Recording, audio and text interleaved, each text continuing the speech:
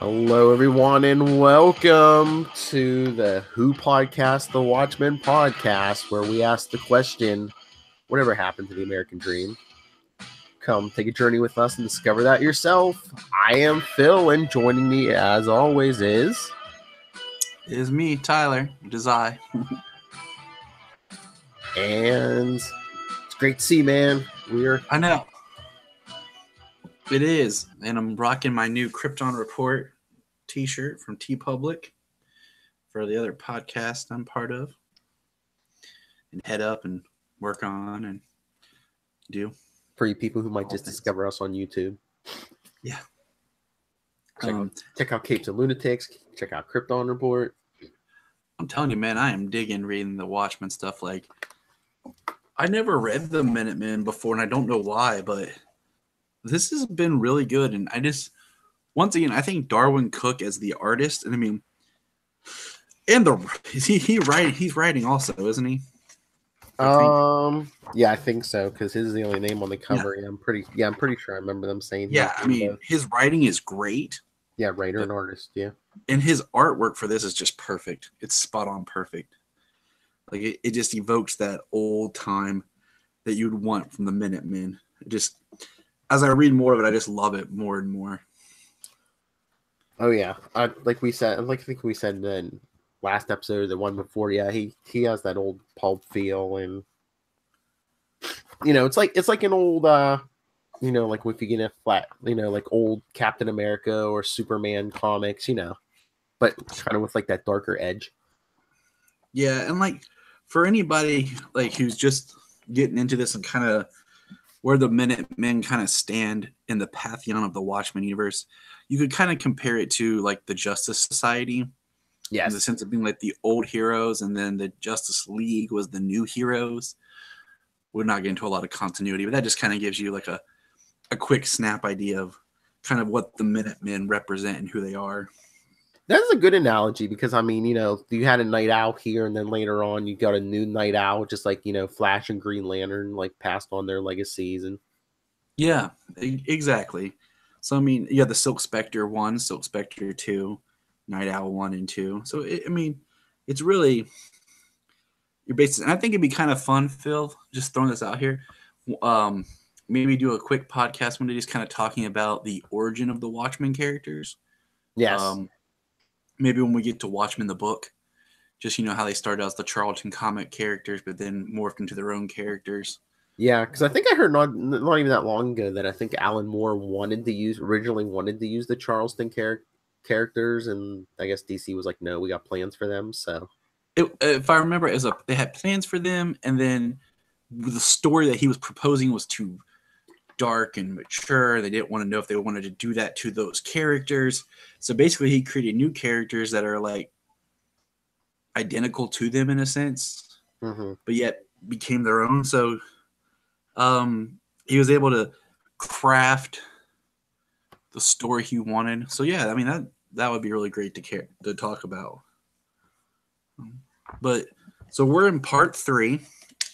Phil, why don't you hold up the cover since I have the trade? Oh, yes. Show the individual issue. Yes. All right, you want to lead this off here? Yeah, it starts off with Hollis Mason at the garage fixing a car. It starts off in 1962. Like each book has, if you're just joining us, like each one of these books kind of start with what we'll say as the now time period for this story. Yeah, 1962. Like yeah, right before he releases his Under the Hood book, and basically, and everyone giving him crap about it. Everyone's attacking him for what he's wants to release, and then we go into flashback stories of adventures that he's telling, basically us as the reader. All right. And then it jumps back to 1940. And then I guess it's right after you saw this in the original series and in the movie when the comedian, I guess, how do we put this, tries to rape Silk Spectre. Yeah. And it's always weird. Like we talk about to remember how young the comedian's actually supposed to be. Mm-hmm. And it's one of those things like this. And I love the fact that Night Owl is reading where they've already decided to make Minutemen comics. Mm-hmm. And then you see like the look of what they look like in the comic, like in this little circle bubble in the middle of the page. Mm. And this is basically them kicking the comedian out. And it's hilarious because you have this whole part of the comedian getting kicked out, and then like we have the inserts from the comic at the bottom where we have Silk Spectre and Silhouette both looking like, oh, what a man, towards the comedian. And then we have the panels of him like fighting hooded justice and holding the noose around his neck. Mm-hmm. And then I thought this was really interesting. Like the fact that like you have 1941, we're looking at the pinup photo shoot of Silhouette and Silk Spectre intercut with what is this guy wants it to be. Is that how you took it? Or other photos that he's taken in his studio. That's what I was thinking. Either what he was thinking of it being, or yeah. And it's kind of like he wants more out of the photo shoot of Silk Spectre, and and I think Silk Spectre just in general, like her whole demeanor of basically her superhero persona is just a cover, Well, yeah, it's just an act, yeah. And here we have Silhouette who actually wants something now. And we kind of get into her origin more, I think. What is it, next issue? Is it? It's this book. I thought it was her. This book's all her. Is it this one or the next one? Yeah. The next one's, I think, more comedian based. I think it might be a little bit of both, though, because we'll get there. Yeah, we'll get there. So the next page, literally we turn the page, we jump another year to 1942, and we get the comedian who's now rocking like a darker black costume. He's the Winter Soldier. Yeah, that's what I thought. I'm like, and he gets, this is where he gets basically recruited to work for the government. And then on the next page is where we start getting these odd panels. Mm-hmm. They're actually starting to allude to something else, but we have Hollis Mason. And like I've said this before, like I feel like Hollis Mason was like the tried and true, like real superhero. Mm-hmm. And that's why if anyone's out there listening, watching, who has not seen the Watchmen film, if you decide to watch it, watch the director's cut. You don't have to watch the super long one with the black freighter in it, but the director's cut reinserts a certain scene with Hollis Mason that I feel was very important in the film that they had cut out. And I'm not going to tell what the scene is because spoilers, if some people don't know. But anyways, you have Hollis talking with Silk Spectre. I mean, not Silhouette. And there's he reveals his true name.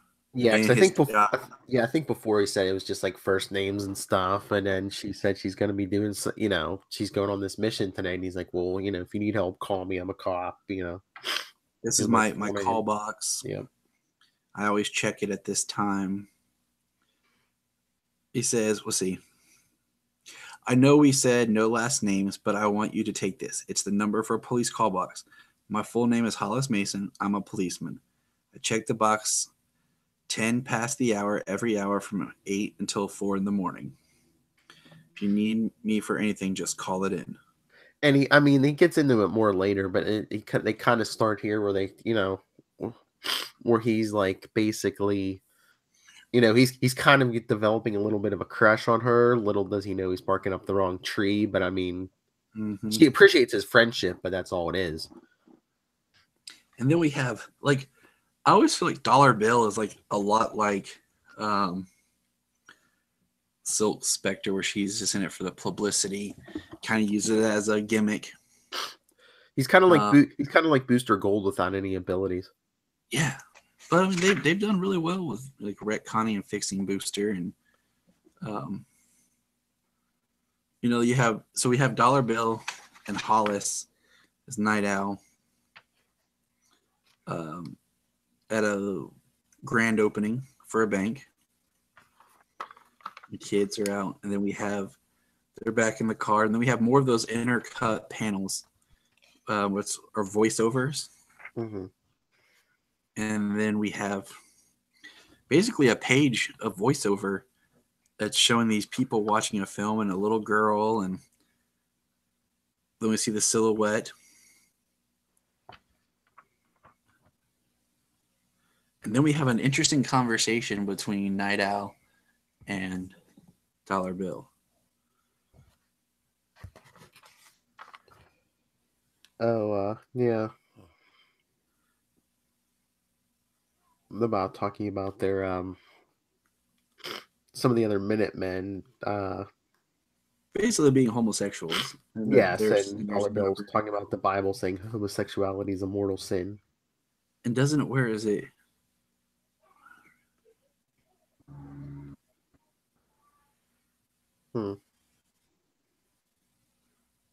Doesn't he reference Captain Metropolis? Because isn't Captain Metropolis, or is it just like hinted at? I can't remember. I thought he said Yeah, he something. says, yeah, because he says, I'll be listening to Metropolis, and I'll suddenly be thinking about him and Justice, and it kind of makes me sick to my stomach. Yeah, because we knew Hooded Justice. But well, that's the thing we kind of glossed over with Hooded Justice. Like, even the comedian brought it up. I don't know why he wears the hangman's noose and he took that whole identity, but that's like the stupidest things. Like, you get in a battle with somebody, they can like hang you.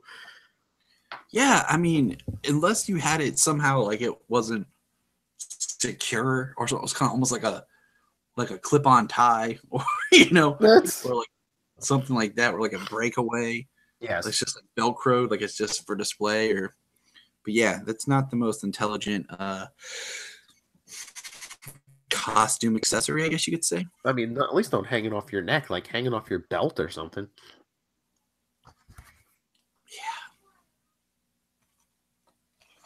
Yeah, it just, so we get to the next page. But yeah, but these guys sitting around watching this movie, because it's like all guys and they have this little girl. Are they kind of like suggesting that this is like child pornography they're watching? I kind of wonder, because I feel like a lot of this is suggestive. Because this is where the silhouette busts in and saves her, and she has a really great line about, even though the little girl gets shot, she was already dead in her eyes and in her face. Yeah. And the silhouette gets shot. Where is it? But then she manages to call Hollis. I see that in death, her eyes are unchanged. She really is a ghost girl, murdered long ago and fading from me in the flickering light. Yes. So yeah, she calls Hollis. I'm at a church, she says. He comes running as Night Owl, which I thought was interesting. Like, he could have shown up as Hollis the cop, She's bleeding out in a church. He saves her, takes her to her doctor friend. And then we see certain elements of the scene with the doctor represents some of the things we were seeing earlier.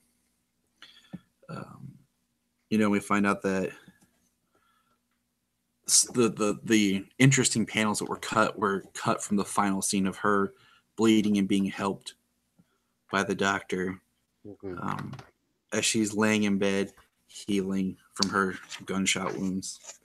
And it kind of ends it ends right there with very much a cliffhanger. But I love the insert in the middle, the silhouette, avenging angel and patron saint of children everywhere. Yes. So, I'm a sucker for backstory when it comes to characters and things. So, like, I like learning about the Minutemen, which in the Watchmen film you kind of just really gloss over because they're all in the intro prologue-ish credits in the intro. Well, yeah, credit. I mean that's what this whole Before Watchmen event was for, was all the backstory. So yeah, that was Minutemen Before Watchmen by Darwin Cook, number 3. But yeah, I mean, I don't think we have much news like otherwise for Watchmen. There hasn't been anything. But all I can think of is like, all I was thinking about was like merchandise. Like I was thinking about like, you're wearing your Krypton Report shirt. And I was thinking, do they have Watchmen shirts? If they don't yet, they're probably about to, because it just seems like They did in the movie, because I had a sweet Watchmen hoodie that I don't know what happened to, that just had the comedian button on it, said, who watches the Watchmen? And where's my phone? While we're talking, I'm gonna look something up real quick. because I know we were at the toy store the other day, and I saw like those little mini-made figures. Mm-hmm. Like a little bigger than the Lego figures, and they were like Watchmen. I think it was like Night Owl and the comedian. And I was just like, oh, Alan Moore's his worst nightmares coming to pass. I have. All right, I'm on superherostuff.com, and there's 4 shirts.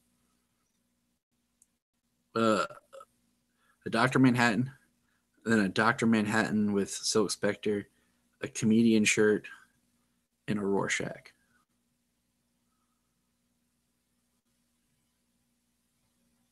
Phil? Did I lose you? Oh, there you are. Yeah, so they have 4 shirts on superherostuff.com. Other than that, there's not anything like, I think, since the movie, because they're going to kind of rebrand it, I guess, with the TV series. And yeah, I'm just hoping with that TV series we get a lot of this Before Watchmen stuff. To me, it makes sense to incorporate it. I mean, if you really want it to last and be more interesting, because there's a lot of thickness to this Before universe. Yeah, I mean, unless they do like the aftermath of the movie and then like through flashbacks do all the Before Watchmen stuff. I mean, it could be. We'll just have to wait and see. And I have like really nice Watchmen figures that they released back when the movie came out. I have the comedian, Rorschach, Night Owl 1 and 2. That's cool. Right now they're packed away as I'm working on moving. But when they get unpacked, I will show them. I'll bring them out for our next time, and I'll just like sit here and play with them. But do they have a Dr. Manhattan figure? Oh yeah. Does he have pants? I think he has the black diaper. Okay. Well, as long as he has something. Yeah. I mean, I get it, but still, dude, wear something. That's. Yeah, he's got the black diaper. Okay. Jeez. I really can't wait till we get Before Watchmen, Dr. Manhattan. That's one of my favorites. We'll get there. We'll get them all. All right. I guess that's it. Yeah. So should we do plugs and get out of here? Yep. All right. If you want to read along with us, share your thoughts with us on the issues. Right now we're gonna finish the Minutemen series. So you're gonna read ahead to issue 4, then 5 and 6. capesandlunatics@gmail.com. We're on Facebook. We're on Twitter. At Capes Lunatics and at Capes Lunatics